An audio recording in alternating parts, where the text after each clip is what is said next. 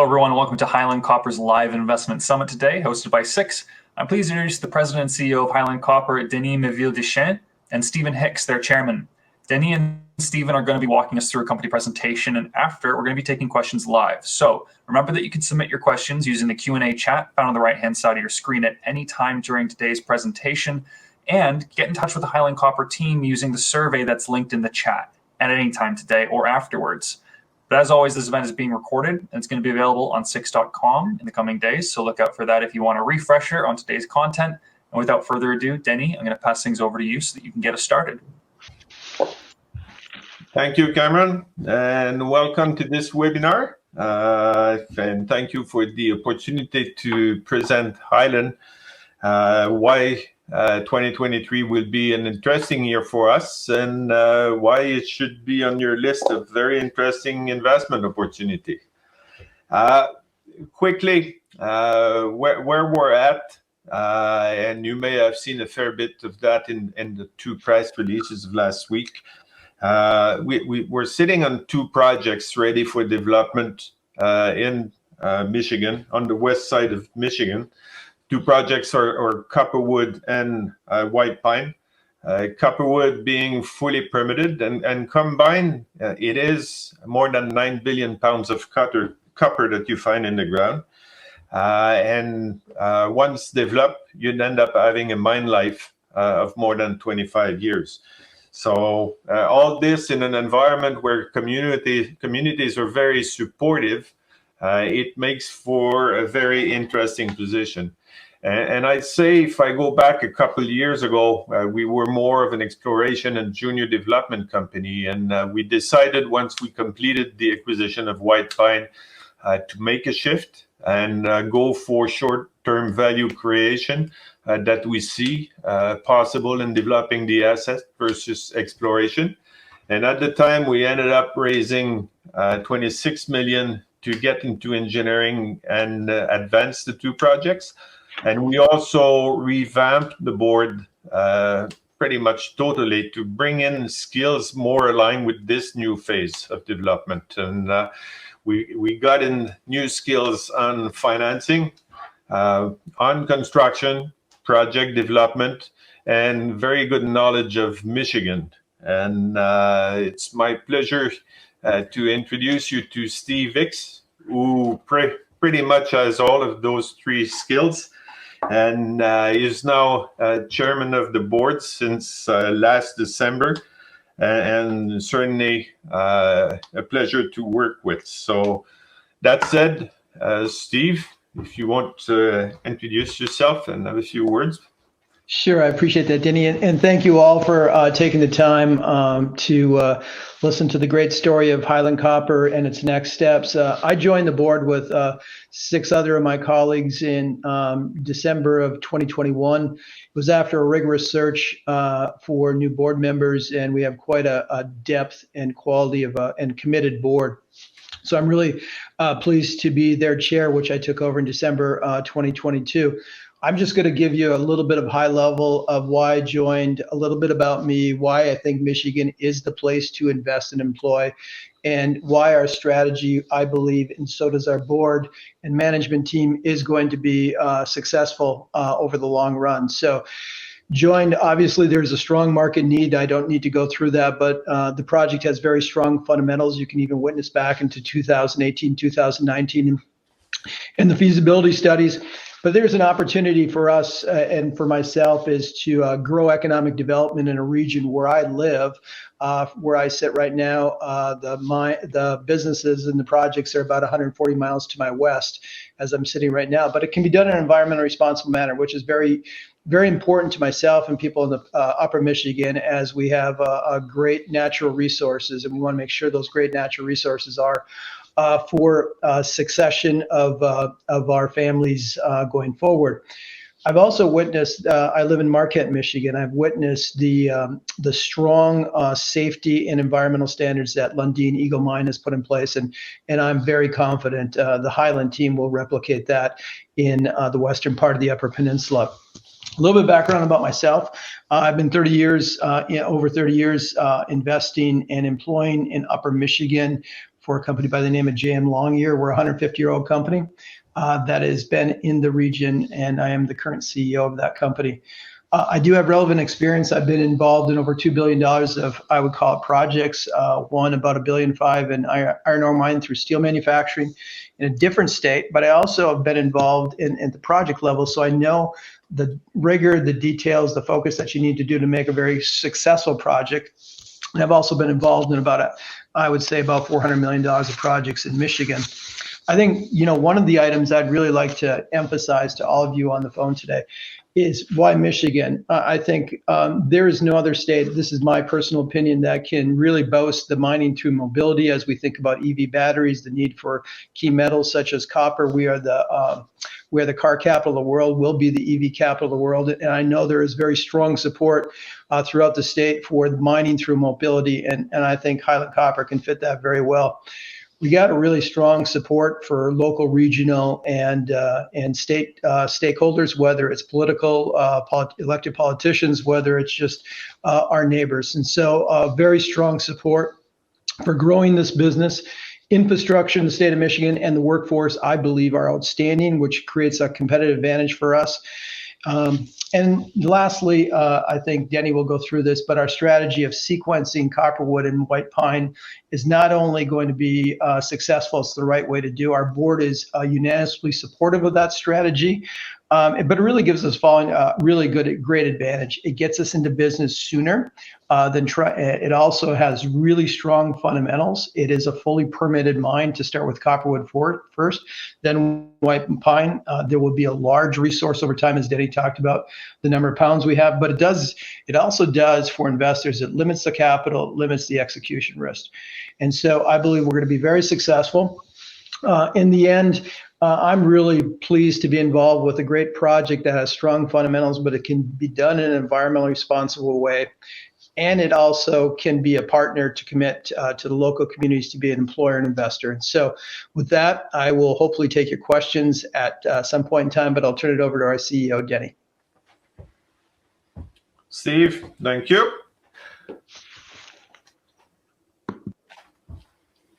Okay, so going back to the location and the projects, Michigan has been a great place to do business in the last few years. Interestingly, they managed their state permitting process. They certainly delivered in a timely manner on Copperwood once the original feasibility study was completed.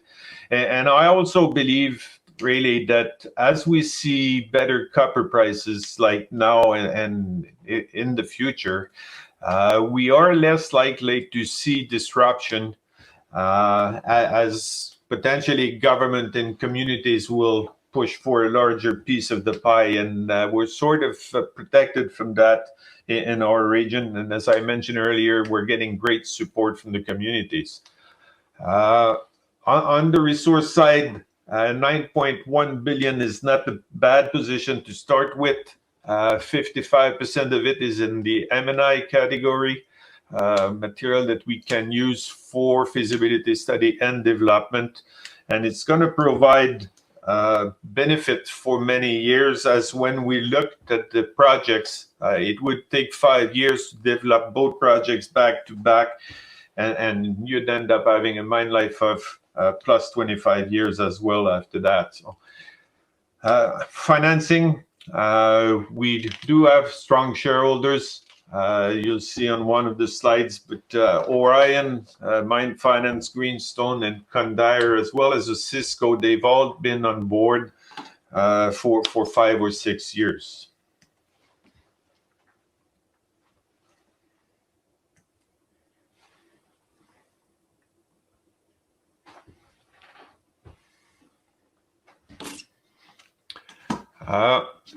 White copper, obviously Steve mentioned I'm not sure if the presentation is flashing for you guys, but we do have in this state of Michigan strong support for copper, strong vision on renewable energy, electric vehicle, and not only they're talking about it, but they've also invested into it. As State Fund has put 600 million in GM and a similar amount into Ford for battery plant. And they're very much supportive of all the EV and electrification. Copper supply has struggled in the last few years to keep up or maintain, and will certainly be under pressure to follow on demand as we continue to move towards more needs for electrification. I mentioned the permitting process already. It's strong. They've delivered for Copperwood, and as we execute on White Pine, they've already have a team in place. They're interfacing with us on a monthly basis, supporting the process and helping us in making sure that we can file for permits and have a quick reply and receive the permits in the short term. So very, very supportive again there. The two projects, Copperwood and White Pine, they're at different stages. They're also different sizes. Copperwood is certainly more advanced.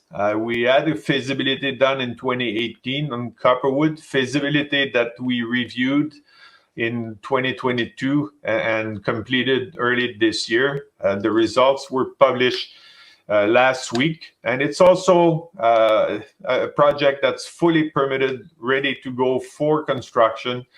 And we'll go into more detail around that a bit later, but we're planning at this point to get into site activities this summer to meet some of the requirement of the permitting process and timeline around impacts, initial impacts and site preps, as well as mitigation work. We'll be looking at the construction decision in early 2024. White Pine, bigger, larger deposit, probably at the end of the day, more robust project. It's been mined for 50 years in the past. 5 billion pounds of copper were mined out and produced. And at this point, we're sitting on a similar amount. So when we look at White Pine, we're looking at close to 25 years of mine life, capacity to produce 40 to 45,000 tons of copper a year. At the PEA stage, we announced last week we will finalize an update PEA for release in the next quarter. And combined, the two projects have the capacity over the next 5 years, as they're being developed, to produce 70,000 tons of copper on a yearly basis. Highlight from the feasibility study, somewhat of a smaller increase on the M&I as we minimize the additional drilling and intend to do more of that once we have cash flow coming from the operation. But the inferred tonnage is substantial. We have a mine life of about 11 years in the feasibility study, and certainly have the capacity to just about double that, as we have more than doubled the tonnage when inferred or considered. At this point, there are remaining potential activities, potential opportunities on the economic side of the project. We aren't doing more studies.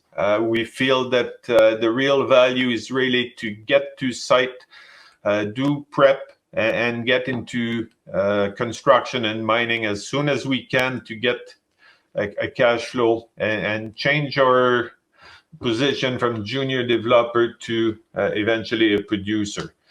So we intend to do that in 24, 25.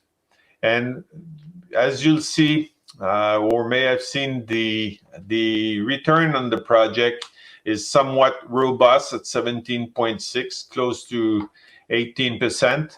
All that done at a $4 copper price, and using the latest costs of 22, which are somewhat high input costs, including high energy costs. So it's a base. It's sort of a reset of costs. I don't personally see these costs going down in the short term.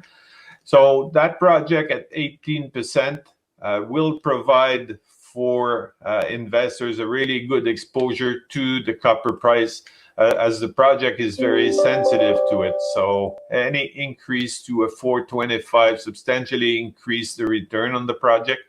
And at that base $4, the initial investment is at $390 million, a substantial increase from 2018, all linked to input costs, and payback period is 3.5 years. I mentioned overall resource increase. 55% of it is in the inferred category for Copperwood and white pine combined. 9 billion plus pounds. We should see a revised number coming up in the next quarter as we complete the updated PEA. Copperwood, I mentioned, fully permitted, ready to go.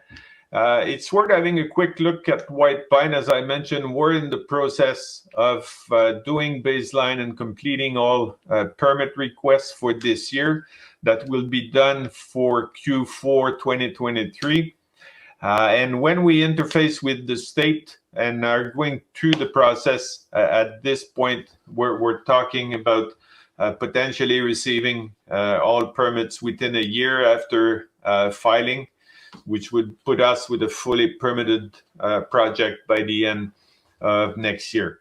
Important to us is the water intake permit, as it is a past producer, is already in place. So are some of the operating permits, or like the NIPDs, as we are under closures completed. We are under monitoring situation.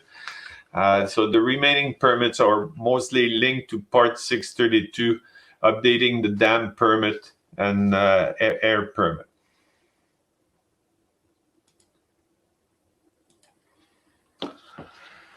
Both projects were designed or assumed being producing concentrate that would typically be shipped to a smelter, either here in North America, Europe, or Asia.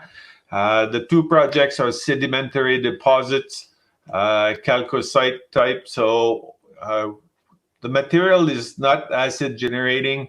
It has fairly low contaminants, which is good for traders or smelters, really, as mixing material. But last year, we ended up doing more work on the concentrate, testing its leaching capacity. And we know we can leach it and recover more than 98% of the copper. This year, we'll pursue with additional studies to define capital costs and operating costs if we want to leach the concentrate at site and have cathode as a final product. And that would be really interesting, in particular in Michigan, where you have a very strong manufacturing industry. You could sell likely all of the production within 500 miles.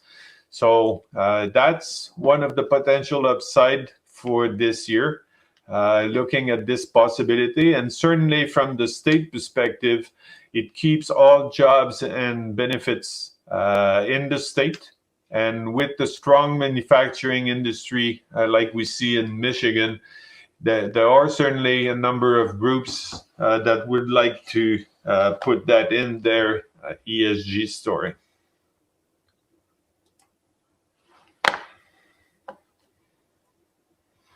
Shareholders, I mentioned our four main guys. Orion is still sitting at 28%. They're in for the long term, although they'd rather have a 20% position than 28%. Condire bumped up their position to 16% in 2021. And Greenstone, they've been in since 2017 at 16%. And we also have Cisco Gold Royalties at 6%. All these guys understand our path forward and are supportive of the next phases. We've discussed a bit the feasibility and the results, the return at 17.6, the initial investment at 390 million. Operating costs, roughly $1.80, $1.85 per pound of copper. Somewhat lower in the first 5 years as we benefit from a much higher grade. The grade initially is between 1.6 and 1.8% copper for the first 5 years, giving us in between 150 and 160 operating costs up front, therefore the good payback. And again, I mentioned this is, when you look at Copperwood and white pine, a great exposure to potentially higher copper price. You see it quickly on the return and the initial payback. A bit here on where we're going with all this. We've been, as a number of you would know, studying how to approach the development of the two projects. In the last couple of years, we've done feasibility on Copperwood, PEA on white pine. And then we spent a fair bit of time last year studying the possibility of going for one central processing facility at white pine instead of building the projects on a standalone basis. And we ended up, after a review this quarter, deciding not to proceed with this large project for a couple of reasons. We had assumed major synergies in one processing facility, pushing the two ores in there. But additional met tests, it was detrimental to Copperwood on the recovery side. It was detrimental to white pine ore on the overall processing costs. Therefore, at the end of the day, total capex for the project wasn't improving really. Operating costs weren't changing, but the pressure on executing one large project over a reduced period of time sort of increased the risk, and it made a lot more sense for us after review to proceed back to back with the development of Copperwood and white pine.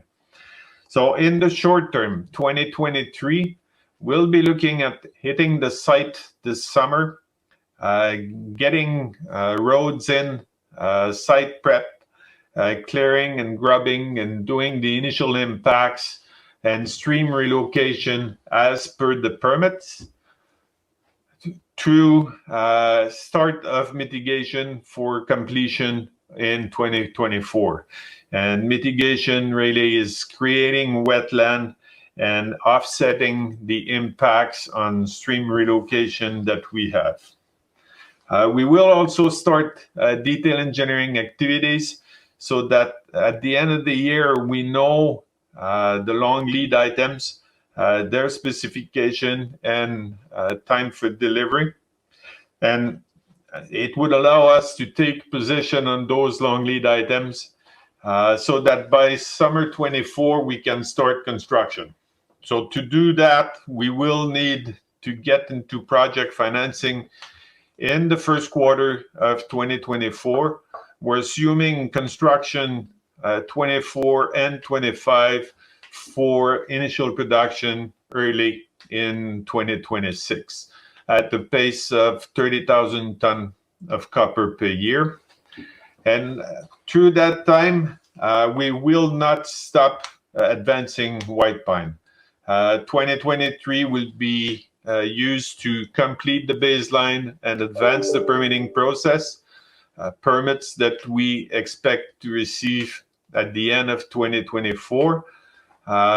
24 will be into feasibility study on white pine, so that when we complete construction at the end of 25 at Copperwood, we can use those same crews to get into white pine construction over 26, 27, and part of 28, so that we can reach production at the end of 28, therefore hitting the 70,000 ton of copper per year mark over that 5-year period. So in a nutshell, this is our business plan. We will need to raise some additional money in the second quarter of this year to start executing on the site activities. It will mean bigger team at site around white pine and Copperwood to execute on this. And as Steve mentioned earlier, we're fully committed to a high level of performance on the health and safety, environment, and interfacing with the communities, while we slowly ramp up our activities at site. And we're getting into that knowing fairly well the conditions in the mining industry, the limit and or challenges on hiring. So we're approaching it with a big focus on good training programs to maximize skills at site and local employment in the region.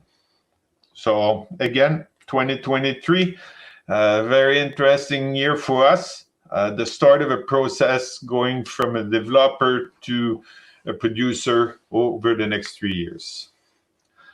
So that summarizes it for me, Cameron, and we can certainly open it up for questions. Yeah, absolutely, Denis. Thank you so much for the great presentation.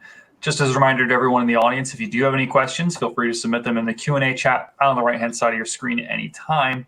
We've already received a couple of questions so far, though, guys. The first one's this: what differentiates your business opportunity, it being in Michigan, from others? Look, not everywhere you'll manage to get such a strong support from communities, regional businesses, and state. The opportunity of selling a final product like cathodes to such a strong manufacturing industry with the GM and Ford and Mitsubishi, they're all there as potential buyers. And there's a tremendous energy in the state, and we felt that support through our activities. So that combined to the permitting process managed by the state, it's been great. No, absolutely. Another question from the audience from Sandy. At what time were you going to be reviewing the staffing needs to ensure that you have enough MSHA-approved miners ready? How many miners is Highland Copper looking to have on the ground between the two projects? Look, on the business plan and the staffing plan, we're into this right now, fine-tuning the use of funds for the money needed for 23 and 24. As for the need for miners, we know this is an area that can be challenging. There are lots of miners that went in other states. We will do our utmost to be attractive to all these guys, but we're not shying away from hiring upfront a contractor to bring additional bench strength to our training programs and make sure we develop the skills. We've seen Eagle Mine start with contractors and get those guys on board as employees, as permanent employees, and having a strong contingent of miners. So we intend to really heavily focus on training and develop those skills. No, absolutely. And Sandy has a follow-up question. Apologies if you have to reiterate anything, but she's just wondering exactly what type of MSHA mining are you going to be, will you be regulated under, and what version of mining is being considered? Look, getting into the specific MSHA, I'm not sure, but for us, the type of mining, it's going to be room and pillar. We're not stoping and going at great depth. We're mining a seam that will vary from 2.5 meters up to a maximum of about 5.56 meters. It's room and pillar type, so very much like development, except that it is also amenable to continuous miner. So a portion of the deposit will be mined using continuous miner, and another portion, the narrow areas or more inclined areas, will be mined using jumbo and scoop, more conventional type of mining. No, absolutely. Thank you. John wants to know, where does Highland plan to process ore and refine copper? Both sites will have their processing facility. The final product would be concentrate, shipped to transload facilities. As for smelter ultimate destination, we have options. There are smelters in North America. Like Eagle Mine is shipping concentrate, copper concentrate, to the Horn smelter in northern Quebec. You have the option of shipping to Europe via a railroad up to Montreal and then boat to Europe. So look, there are still at this point a number of destinations possible. Not to mention traders that do have interest in buying the concentrate for themselves, shipping to various of their final destination for their own concentrate. Right. James in the audience is wondering, how much money does Highland Copper need this year to trigger the wetlands permit and post the environmental bond for the 632 mining permit? When we look at the activities, we haven't looked just at 2023. We're also extending into 24.